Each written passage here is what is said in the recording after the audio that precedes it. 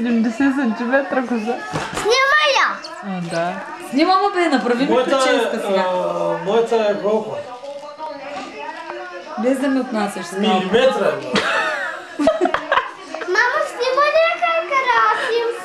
Снимата и тебе как правиш прически. Мама, снимай ли как красим? Да. Изобщо, какво си мислят коафьорите в София? Още една прическа. Да, чакаме.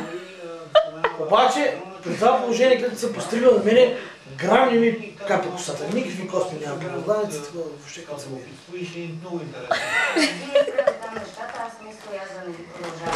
Какво стана си? Ама не дей гледа. Той скалпа им стана на червени черти вече.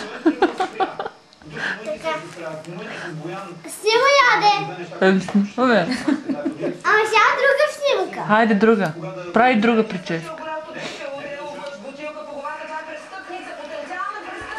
Ама как няма да е престъпница? Марш от къщата на Big Brother. Марш! Мръсница, мръсна. Какво правиш ти?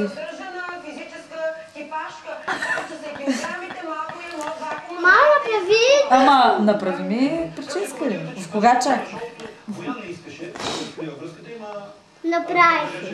И това ли е прическа? Според тебе. Ти, щото си с венчето и ти е лесно, нали? Я погледни нас.